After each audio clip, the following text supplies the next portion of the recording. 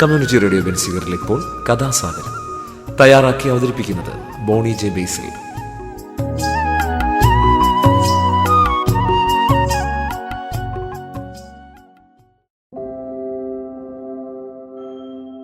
നമസ്കാരം പ്രിയ ശ്രോതാക്കളെ, ഞാൻ ബോണിയാണ്. കഥാസാഗരത്തിൻ്റെ ഏറ്റവും പുതിയ എപ്പിസോഡിലേക്ക് ഏവരെയും സ്വാഗതം ചെയ്യുന്നു. കഥാസാഗരം കഥകളുടെ പരിപാടിയാണ്. ഓരോ എപ്പിസോഡിലും ഓരോ കഥ കേൾക്കാം. നാടോടി കഥകളും മുത്തച്ഛി കഥകളും ഇതിഹാസ കഥകളും പുരാണങ്ങളും ഐതിഹ്യങ്ങളും എല്ലാം ഇതിലൂടെ കടന്നു വരുന്നു. കഥ മാത്രമല്ല, കുറച്ച് വർത്തമാനമൊക്കെ ഉണ്ട് അവസാനം. അപ്പോൾ കഥ കേൾക്കാൻ തയ്യാറായല്ലോ? ഇന്നത്തെ കഥയിലോട്ട് ഞാൻ കടക്കുകയാണ്. അപ്പോൾ കഥ ഇങ്ങനെയാണ്.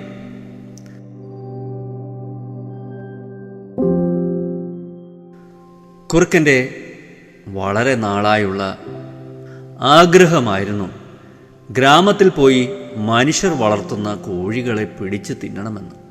നല്ല നിലാവുള്ള ഒരു രാത്രിയിൽ കുറുക്കൻ അതിനായി ഇറങ്ങി പുറപ്പെടുക തന്നെ ചെയ്തു. എന്നാൽ പണി പാളി. എന്തുപറ്റി? കോഴിപിടുത്തം ഗ്രാമവാസികളിൽ ഒരുവൻ കണ്ടു. പിന്നത്തെ കഥ പറയേണ്ടതുണ്ട്. അയാളൊരു മരക്കുറ്റിയെടുത്ത് കുറുക്കനെ പൊതിരെ തല്ലി, തലങ്ങും വിലങ്ങും തല്ലി. അടികൊണ്ട് അവശനായ കുറുക്കൻ ജീവനും കൊണ്ട് കാട്ടിലേക്ക് തിരികെ ഓടി.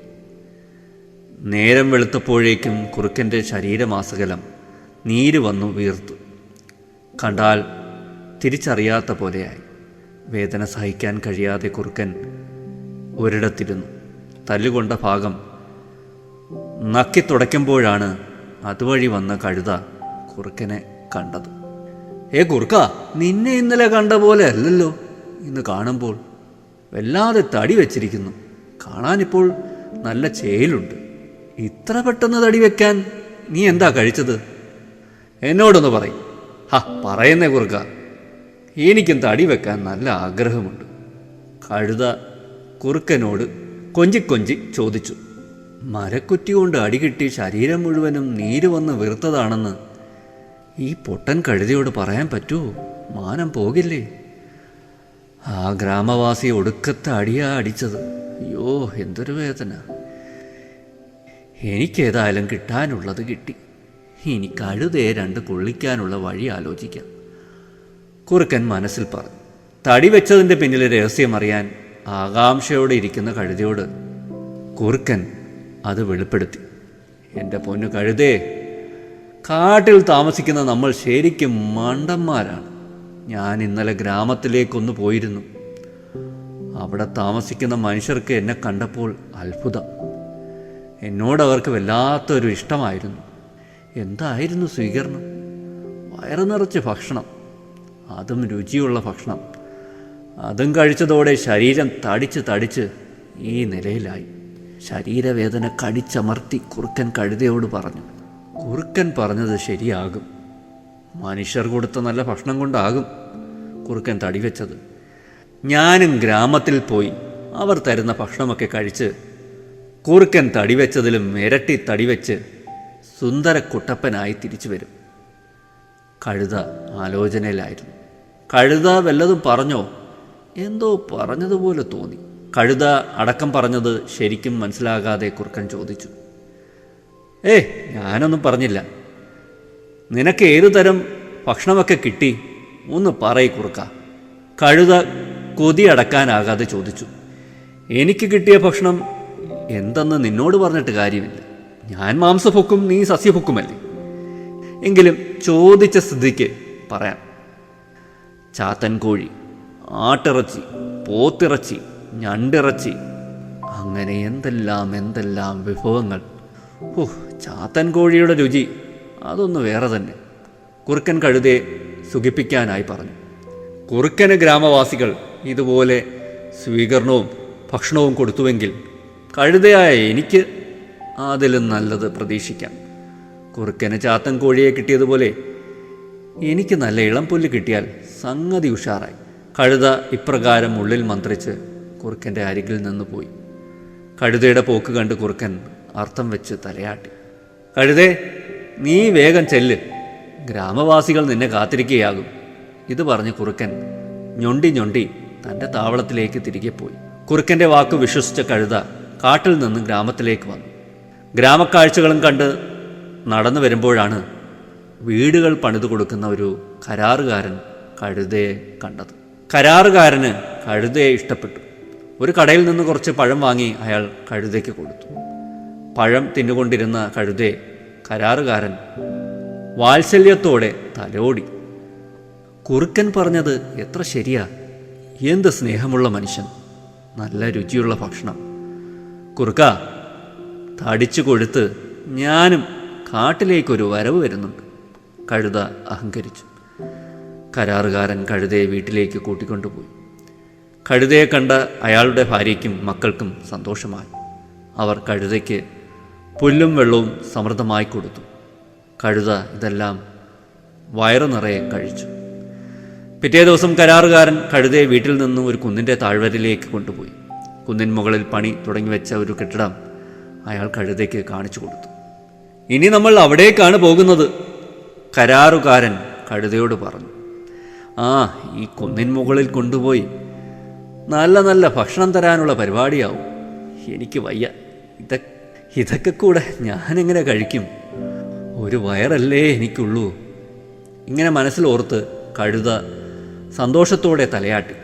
വീട് പണിയാൻ വേണ്ടി സിമൻറ്റ് ചാക്കുകൾ എങ്ങനെ കുന്നിൻ മുകളിൽ എത്തിക്കുമെന്ന് ആലോചിച്ചിരിക്കുമ്പോഴായിരുന്നു ആ കരാറുകാരന് കഴുതയെ കിട്ടിയത്. ഇനിയിപ്പോൾ വീട് പണി വേഗം നടക്കുമല്ലോ. കരാറുകാരൻ 2 ചാക്ക് സിമൻറ്റ് കഴുതയുടെ പുറത്ത് വെച്ച് കുന്നിൻ മുകളിലേക്ക് നടന്നു. കുന്നിൻ്റെ പകുതി എത്തുന്നതിന് മുമ്പ് തന്നെ ചാക്കുകളുടെ ഭാരം സഹിക്കാൻ കഴിയാതെ കഴുത തളർന്ന് അവശനായി കിതയ്ക്കാൻ തുടങ്ങി. കരാറുകാരൻ കഴുതയെ പിടിച്ചു വലിച്ച് മുകളിലെത്തിച്ചു. അപ്പോഴേക്കും കഴുത വല്ലാതെ ക്ഷീണിച്ചിരുന്നു. 2 പണിക്കാർ വന്ന് കഴുതയുടെ പുറത്തുനിന്ന് സിമൻറ്റ് ചാക്ക് എടുത്തുകൊണ്ട് പോയപ്പോൾ അതിനൊരുവിധം ആശ്വാസമായി. പക്ഷേ ഉടൻ തന്നെ ഒരു പണിക്കാരൻ കഴുതയെ താഴേക്ക് വീണ്ടും കൊണ്ടുവന്ന് 3 ചാക്ക് കൂടി അതിൻ്റെ പുറത്ത് വെച്ചു കൊടുത്തു. വളരെ കഷ്ടപ്പെട്ട് അതും കഴുത മുകളിലെത്തിച്ചു. ഇത് പലവട്ടം ആവർത്തിച്ചു. കുന്നിന് മുകളിലേക്ക് ഭാരം ചുമന്നുകൊണ്ട് പോകുന്ന ആയാസകരമായ ജോലി നിമിത്തം കഴുതയ്ക്ക് ആഹാരത്തോടും താല്പര്യമില്ലാതായി. കരാറുകാരനാകട്ടെ കഴുതയെ വിശ്രമമില്ലാതെ പണിയെടുപ്പിച്ചു. 6-7 ദിവസമായതും കഴുതയുടെ ആരോഗ്യം ക്ഷയിച്ച് എല്ലും തൊലിയുമായി. ഈ നില തുടർന്നാൽ താനിവിടെ കിടന്ന് ചത്തുപോകുമെന്ന് കഴുതയ്ക്ക് ഉറപ്പായി. തടിവെക്കാൻ മോഹിച്ചു വന്ന കഴുത തൻ്റെ ശോഷിച്ച ശരീരം കണ്ട് ശരിക്കും കരഞ്ഞുപോയി. ദയയില്ലാത്ത മനുഷ്യർ. ഒരു ദിവസം രാത്രിയിൽ കരാറുകാരൻ്റെ കണ്ണ് വെട്ടിച്ച് കഴുത അവിടെ നിന്നും ഓടിപ്പോന്നു. വരുന്ന വഴിയിൽ 2 ഗ്രാമവാസികൾ പരസ്പരം സംസാരിക്കുന്നത് കേട്ട് കഴുത ചെവിയോർത്ത്. 6-7 ദിവസം മുമ്പ് എൻ്റെ കോഴികളെ പിടിക്കാൻ വന്ന ഒരു കുറുക്കനെ ഞാൻ മരക്കുറ്റി കൊണ്ട് നല്ല അടി കൊടുത്ത് വിട്ടിട്ടുണ്ട്. അടിയുടെ കണക്ക് വെച്ച് നോക്കുമ്പോൾ ആ കുറുക്കൻ ഇതിനോടകം ചത്ത് കാണാൻ വഴിയുണ്ട്. ഗ്രാമവാസികളുടെ സംസാരത്തിൽ നിന്ന് കുറുക്കൻ തടി വെച്ചതിൻ്റെ രഹസ്യം കഴുതയ്ക്ക് പിടികിട്ടി. ഗ്രാമവാസികളിൽ നിന്ന് കിട്ടിയ അടി എനിക്കും കിട്ടുവാൻ വേണ്ടിയാണ് അവർ നൽകുന്ന നല്ല ഭക്ഷണത്തെപ്പറ്റി പറഞ്ഞ് ആ കള്ളക്കുറുക്കൻ എന്നെ പറ്റിച്ചത്. കുറുക്കൻ്റെ വാക്ക് കേട്ട് ഇറങ്ങിപ്പുറപ്പെട്ട ഞാനാണ് വിട്ടി. ക്ഷീണിതനായ കഴുത നടന്ന് കാട്ടിലെത്തി ഒരു തണൽ മരത്തിൻ്റെ അടിയിൽ തളർന്നിരിക്കുമ്പോഴാണ് കുറുക്കൻ അതുവഴി ഞൊണ്ടി വന്നത്. എന്തു പറ്റി കഴുതേ, നിന്റെ കോലമാകെ മാറിപ്പോയല്ലോ. തടിച്ചു കൊഴുത്തു വരുമെന്ന് പറഞ്ഞു പോയിട്ട് എല്ലും തോലുമായിട്ടാണല്ലോ വരവ്. മനുഷ്യർ എനിക്ക് തന്ന സ്വീകരണമൊന്നും നിനക്ക് തന്നില്ലേ? കുറുക്കൻ കളിയാക്കി ചോദിച്ചു. കുറുക്കൻ്റെ സംസാരം കേട്ടപ്പോൾ കഴുതയ്ക്ക് സങ്കടവും ദേഷ്യവുമാണ് വന്നത്. കുറുക്ക, മനുഷ്യർക്ക് നിന്നെ ഇത്ര ഇഷ്ടമാണെന്ന് ഗ്രാമത്തിലെത്തിയപ്പോഴാണ് എനിക്ക് മനസ്സിലായത്. എന്നാലും ആ സ്വീകരണ ചടങ്ങിനിടയിൽ മരക്കുറ്റി കൊണ്ട് എത്ര അടി കിട്ടിയെന്ന് മാത്രം നീ എന്നോട് പറഞ്ഞില്ല. നീ എങ്ങനെയാണ് തടി വെച്ചതെന്ന് എനിക്ക് മനസ്സിലായി കള്ളക്കുറുക്ക, കഴുത ദയനീയ സ്വരത്തിൽ പറഞ്ഞു. ഗ്രാമവാസികളിൽ നിന്ന് പൊതുരെ തല്ല് കിട്ടിയ കാര്യം കഴുത എങ്ങനെയോ അറിഞ്ഞുവെന്ന് മനസ്സിലാക്കിയ കുറുക്കൻ കൂടുതലൊന്നും പറയാൻ നിൽക്കാതെ ജാള്യതയോടെ അവിടെ നിന്നും ഞൊണ്ടിപ്പോയി. തടി വയ്ക്കാനുള്ള ആഗ്രഹം ആ കഴുതയും ഉപേക്ഷിച്ചു. ഇത്രയുമാണ് കഥ. അപ്പോൾ കഥ ഇവിടെ അവസാനിച്ചു. തോൽക്കുന്നവന് സമ്മാനം എന്നൊരു ബാലകഥകൾ അടങ്ങിയൊരു പുസ്തകത്തിൽ നിന്നെടുത്ത ഒരു കഥയാണ് ഞാനിവിടെ പറഞ്ഞത്. കുറച്ച് വലിയ കഥ പറയണമെന്ന് ഒരു ശ്രോതാവ് ആവശ്യപ്പെട്ടു.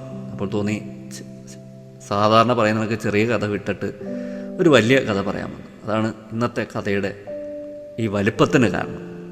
അപ്പോൾ ഒരു വളരെ രസകരമായ കഥ. നമ്മൾ പലപ്പോഴും പറ്റിക്കപ്പെടാറുണ്ട്. പലരുടെയും വാക്കുകൾ വിശ്വസിച്ച് ചതിയിൽപ്പെടാറുണ്ട്. ഇന്ന് മാർക്കറ്റിങ്ങിൻ്റെയൊക്കെ കാലമാണ്. ഓൺലൈനിലെ തട്ടിപ്പുകൾ നമ്മൾ കണ്ടതാണ് അല്ലേ? പല വിധത്തിലാണ് ഓൺലൈനിലൊക്കെ തട്ടിപ്പുകൾ വരുന്നത്. ബാങ്കിൻ്റെ മെസ്സേജ് എന്നൊക്കെ പറഞ്ഞ് അല്ലേ നമുക്ക് വരാറുണ്ട്. ഇന്ന ഇടപാട് വഴി ഇത്ര ലക്ഷം എനിക്ക് കിട്ടി എന്നൊക്കെ പറഞ്ഞ് മെസ്സേജുകൾ വരാറുണ്ട്. ഒട്ടനവധി പറ്റിപ്പുകൾ നടക്കാറുണ്ട്. ഇപ്പോൾ നമ്മൾ പത്രത്തിൽ അല്ലേ ഇലക്ട്രിക് വാഹനവും പകുതി വിലയ്ക്ക് നൽകാമെന്ന് പറഞ്ഞ് പറ്റിച്ച ഒരു വിരുദ്ധനെക്കുറിച്ചൊക്കെ നമ്മൾ മനസ്സിലാക്കി അല്ലേ, പത്രത്തിലൂടെയൊക്കെ മാധ്യമങ്ങളിലൂടെയൊക്കെ. അതിൻ്റെ പിന്നിലുള്ള രാഷ്ട്രീയ പിന്തുണയും അല്ലേ കളിയും ഒക്കെ നമുക്ക് അറിയാം. അപ്പോൾ പറ്റിപ്പ് തന്നെയാണ്. എപ്പോഴും വേണമെങ്കിലും സംഭവിക്കാം, ആർക്കും സംഭവിക്കാം. അപ്പോൾ പെട്ടെന്ന് അങ്ങോട്ട് വിശ്വസിക്കാതിരിക്കുക. എന്തെങ്കിലും കേൾക്കുമ്പോൾ തന്നെ അല്ലെങ്കിൽ എന്തെങ്കിലും വാഗ്ദാനങ്ങൾ നൽകുമ്പോൾ തന്നെ അതങ്ങോട്ട് വിശ്വസിക്കാതിരിക്കുക. അതിനെക്കുറിച്ചൊക്കെ ചിന്തിക്കുകയും പരിശോധിക്കുകയൊക്കെ വേണം. ഈ കാലത്ത് അങ്ങനെ ചെയ്യുന്നതാവും ഉചിതം.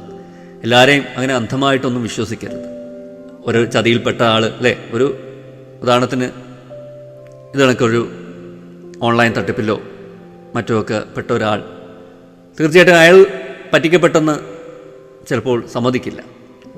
ഓൺലൈൻ തട്ടിപ്പ് ആയിക്കോട്ടെ, അല്ലെങ്കിൽ ഇത് കണക്കുള്ള വലിയ ഫിനാൻസിൻ്റെ വലിയ തട്ടിപ്പുകൾ അല്ലേ, ഇത്ര രൂപ നൽകിയാൽ ഇത്ര രൂപ കുറച്ച് വർഷം കഴിഞ്ഞ് നൽകാം എന്നൊക്കെ പറഞ്ഞ് അങ്ങനെയൊക്കെ ഒത്തിരി തട്ടിപ്പുകളൊക്കെ ഉണ്ടല്ലോ.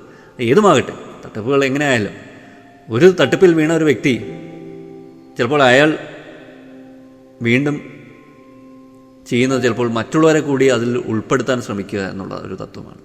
ഇവിടെ ഈ കുറുക്കൻ ചെയ്യുന്ന പോലെ, ഈ കുറുക്കച്ചാർ ചെയ്യുന്ന കണക്ക് മറ്റുള്ള അല്ലേ വേറെയും കൂടെ ഒന്ന് വീഴ്ത്തിക്കഴിഞ്ഞാൽ ഹായ് ഇത് ബഹുഗേമം, സന്തോഷമായി, എൻ്റെ പോലെ കുറേ പേരും കൂടെ വീണല്ലോ. ഇതൊരു മനുഷ്യ സൈക്കോളജിയാണ് അല്ലേ, മനുഷ്യൻ്റെ ഒരു മനഃശാസ്ത്രമാണ്. അപ്പോൾ അത്തരത്തിൽ അല്ലേ ഒരു തട്ടിപ്പിൽ പെട്ടവർ വീണ്ടും വീണ്ടും മറ്റുള്ളവരെ കൂടി ആ തട്ടിപ്പിൽ വീഴ്ത്താൻ ശ്രമിക്കും.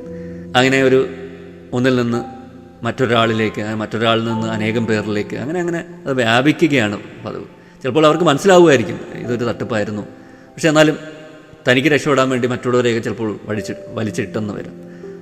പണ്ട് ഈ മണി ചെയിൻ പോലെയൊക്കെ അല്ലേ ഒത്തിരി ഇങ്ങനെ നമുക്കുള്ള ഒത്തിരി തട്ടിപ്പുകളുണ്ടായിരുന്നു. അപ്പോൾ അതൊക്കെ ഇങ്ങനെ അല്ലേ ഓരോരുത്തരെ വീണവർ തന്നെ മറ്റുള്ളവരെ അതിനകത്തോട്ട് അകപ്പെടുത്തുക, അതിൽ ചേർക്കുക അല്ലേ, അങ്ങനൊരു മനോഭാവമായിരുന്നു. നമ്മുടെ ഈ മൊബൈൽ ഫോണിലോട്ട് വരുന്ന കോളുകളും മെസ്സേജുകളും ഒക്കെ സൂക്ഷിക്കുക. ഇങ്ങനെ വാഗ്ദാനങ്ങൾ നൽകി ഇത്ര രൂപ എനിക്കിത് കിട്ടി, നിങ്ങൾക്കും കിട്ടും, ഇതിൽ ചേർന്നാൽ മതി, ഇതിൽ പങ്കെടുക്കൂ എന്നൊക്കെ പറഞ്ഞ് വരുന്നതൊക്കെ അങ്ങനെയോട്ട് വിശ്വസിക്കരുത്. അതിനെക്കുറിച്ചൊക്കെ അന്വേഷിക്കുകയും പഠിക്കുകയൊക്കെ ചെയ്തിട്ട് വേണം അതിലോട്ടൊക്കെ അതിൻ്റെ പുറകിൽ പോകാൻ. അപ്പോൾ അതൊക്കെയാണ് കാര്യങ്ങൾ. ഈ കഥയുമായിട്ട് ബന്ധപ്പെട്ട് കുറേ കാര്യങ്ങൾ പറഞ്ഞതേ ഉള്ളൂ. ഈ കഥയും ഈ വർത്തമാനവുമൊക്കെ ശ്രോതാക്കൾക്ക് ഇഷ്ടപ്പെട്ടെന്ന് വിശ്വസിച്ചുകൊണ്ട് ഇന്നത്തെ കഥാസാരം ഞാനിവിടെ അവസാനിപ്പിക്കുന്നു. അടുത്ത എപ്പിസോഡിൽ നമുക്ക് വീണ്ടും കേട്ടുമുട്ടാം, പുതിയൊരു കഥയും പുതിയ കുറച്ച് വർത്തമാനവുമായിട്ട്. ഇത്ര നേരം എന്നെ കേട്ടിരുന്ന എല്ലാവർക്കും നന്ദി, നമസ്കാരം. Signing off, Boney.